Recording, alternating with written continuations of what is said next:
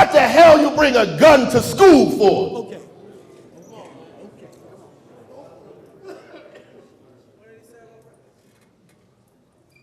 I want you to get upset about it. I want you, that's like bringing a helmet to a baseball game. You got a bat in a football game. You in school. This is how you become brilliant. Leave the streets in the streets. Tough guy, this is Shakespeare we learning here. Tough guy, this is calculus. We want to be engineers. You want to have a shootout? Go to the block. You know where they have shootouts at, tough guy. You don't have to come to school to bang in third block. You know where your enemies live. Go out there and bang with them. Bring that damn bell, tough guy. Don't bring it to school in a cafeteria. We talking about philosophy. But we talking about how to make something out of the world. You got a gun for what?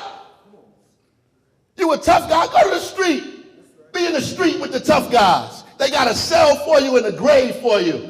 Your name already on it. The brother told you there's a percentage of you that's going to get locked up. As a matter of fact, they look at the percentage of you that don't pass those tests and build cells for those people who they know are not going to pass. That's real talk. I had to be at University High School at 8:30 a.m.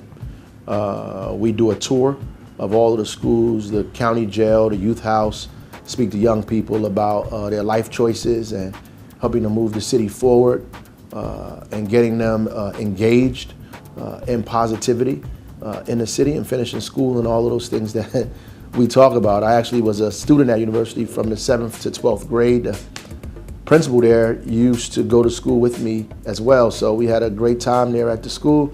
And I really wanted to be at University High School because recently there was a kid who brought a gun to school there, and I really wanted to address that with the young people there and talk about how I thought that was absurd, and at University High School, we look forward to them being some of the best students that we produced in the city. So, give all these guys a round of applause again, please. You know, they didn't have to come here, but they do every time we do this tour. We go everywhere. We go to all the high schools. We go to the youth house. We go to the county jail. A couple of halfway houses. We're still trying to get in Northern State.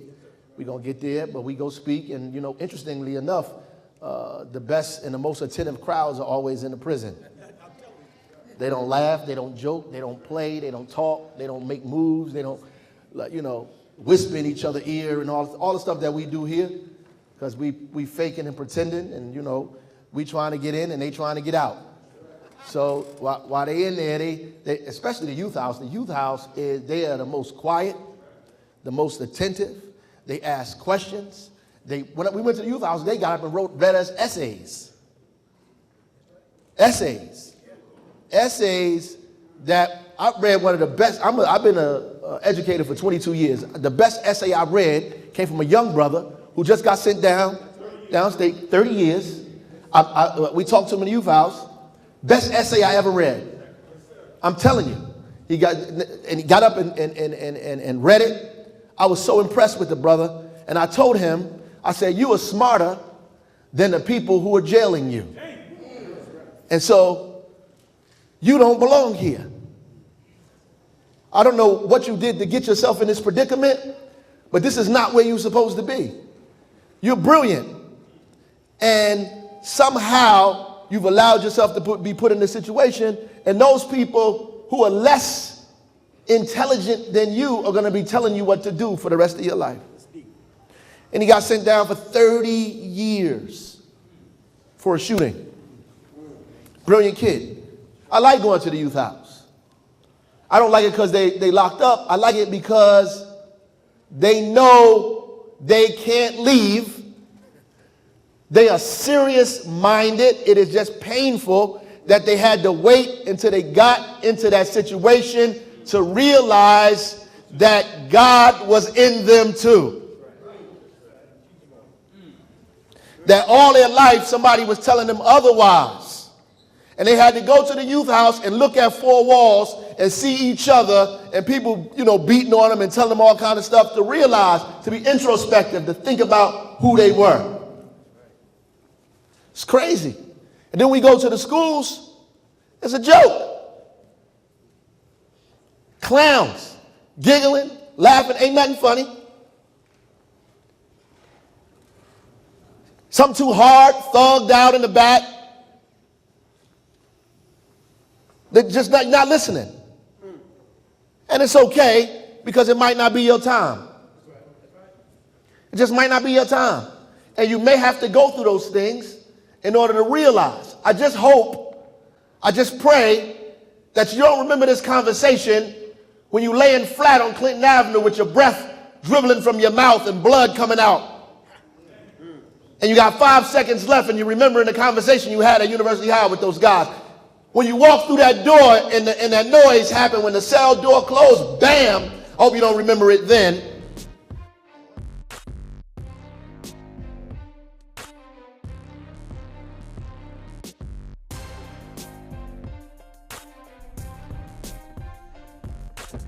The fourth phase of the Riverfront Park that we're developing in the city in conjunction with the state, New Jersey Department of Environmental Protection, with the county, Horizon, and the city of Newark, who from there, been a nice piece of change there, and we're developing that into a family park right on the waterfront. Will allow people to get to the waterfront that haven't been there in almost a century. We're developing that, and it's going to create a lot of development around that area. So I'm very, very, very excited about that. You know, this is a great day. We get to turn what has been an industrial city into a city that it becomes a destination. I want to thank the state for stepping up, NJDEP, the county, the voters of the city of Newark for saying we want to be able to expand this park. Phase 3 is happening. This is phase 4 today. All of the community organizations that have been with us from the very beginning to make sure this actually takes place. It's going to be a real park here, a real opportunity for Newark families to be able to enjoy themselves and come back to this river. And I'm glad that Bob talked about the cleanup of the Passaic River itself, because that makes it whole. Fixing this area, cleaning up the Passaic River actually makes us the destination that we want to be in the city of Newark. I'm excited about the ribbon cutting in December. Be more excited about the ribbon cutting coming forward for phase 4 and moving the park all the way to its end. 2 miles is a lot of space for a park in the city of Newark. Shows our commitment to open space here, shows the state's commitment to open space, the county. We've all worked together to make this day a reality for Newark residents. I'm excited. It's probably one of the proudest projects that I get to be a part of in the city. There are many things happening, but this Riverfront Park is probably the best thing the city is making happen here in the city of Newark. So God bless everybody that took a part of what's going on here today. I can't wait to come out here with my family and enjoy this park. So God bless. From there, I had to make my way back to City Hall. I had a meeting with Tony Baskerville, education advisor here in the city of Newark, around some issues pertaining to the school system and to the Board of Education, or the Newark Public Schools Board. That will be a Board of Education again when we get control of our schools at the top of the year officially. Right after that, I had to meet with my economic development team. We meet every Thursday. In this meeting, we talked a lot about a bunch of projects that are coming to the city. All of those are asking for tax abatements, and I had to reiterate to them that we have a new law that states if you get a tax abatement now that you have to have a minority co-developer. They already affordable housing, like all the properties they have are already Section 8. Full building. The whole building. They have what you call the place-based Section 8 in those properties already. So when they purchase the property from them, they're gonna get the place-based voucher, right, already. So they guaranteed income. All of Fox's properties, we went to court with the guy, all of Fox's properties are gonna retain the place-based voucher, which is why it makes it valuable, right? Nobody is buying the property on Stratford and Johnson because they think, they can make a whole bunch of money, except for the fact that they have the place-based voucher, right? So they're gonna buy that, rehabilitate that, and this place-based voucher is there. So this is already, they don't need a blight study or anything done for that, right? It's already done. They need to rehabilitate the property and bring them people in there. They act like they're doing us a favor. They have to do that. How many units is it? It's 59 apartment lofts, basically 8 stories. They ask for abatement? Variance? They will be asking for an abatement, yes. Yeah. And they're asking for, not Do the they know that? redevelopment plan, they're asking for us to do the South Lincoln Park redevelopment plan, incorporating that area so that we can put that in there and there's no need for a variance. This is why I'm bringing it to your attention to see if that's something that's acceptable. Well, they have to do inclusionary there. That's correct. They're fine with that. Okay. But they also will be seeking a tax abatement on that property. And people know, the other people know they need a minority co-developer too, right? Okay. Yeah. If we're gonna make some people in this city a lot of money, man, these people gotta get busy. Mayor, we lay out, That's what we pass these laws I for. feel you, we give them the outline, we tell them these are the mandatory. Yeah, I just don't want them to items. know at the last minute, and then we hit them with it, you know, they need to see the law right in front of them. We- I had to run out and go see a friend of mine, Rodney Gilbert, who's not doing too well, sick, and he had a major impact on this city. I went to his house. It was like dozens of people outside, you know, they singing. Kenny Bobin is singing, "You are my friend." You know, they out there, you know, I saw his family, got to see him in there, and, you know, it was a sad moment, but it was also refreshing to see Newarkers turn out for one of their own.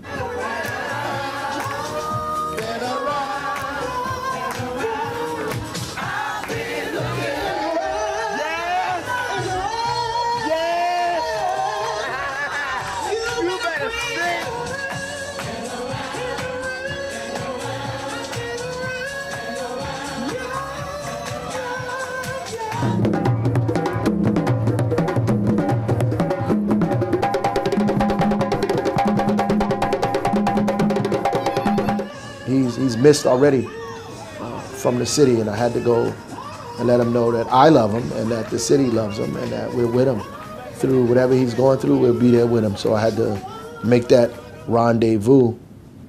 Then I made my way over to ICC, Iron Bound Community Corporation, had a gala, an awards banquet, a fundraiser. ICC is one of the oldest advocate organizations in the city.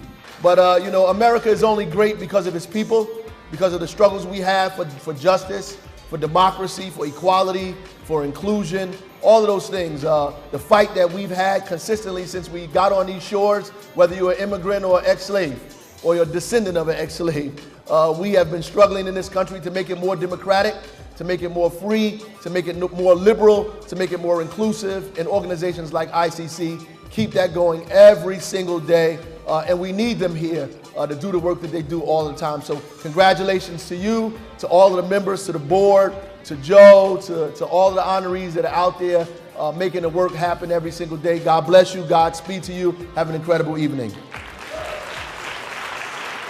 Made my way to a fundraiser that a friend of my family, Mike Rodriguez, Don Rodriguez, who was responsible, a part of some of the Black and Latino Puerto Rican then coalitions that existed in the late 60s, early 70s to help us elect the first African American mayor in the city. By the grace of God, I'm so thankful to be at the helm at this time, at this hour, and this day, to be able to see the transformation of this town. And to look at Mike Rodriguez is like looking at my dad, and he don't get to be here to see these things happening, but Mike is here, and that's a beautiful thing because they were here in the very, very, very beginning, trying to seize power initially. Now we have it in our hands, and by God, we're going to do something with it. So thank God. Thank you for coming out tonight, supporting what we're doing. Forward ever, backward never. And I finished my evening at a poetry reading in the vestibule or of City Hall, you know, the area down there where they had a poetry reading that was actually dedicated to my dad. It was an incredible turnout, some great poets there. One of them was actually one of my students from Weekway. Did an awesome job. We honor, because it is his birth month, and that is the person known as Mayor Baraka.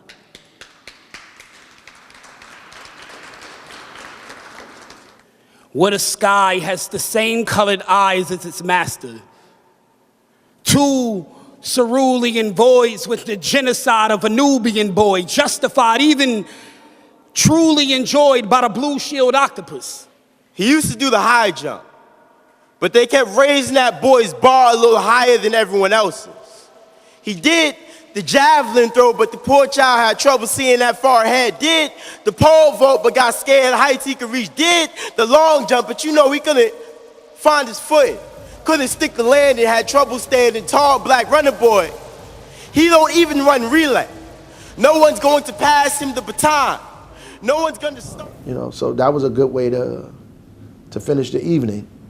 And, you know, I made my way home and start off again the next day.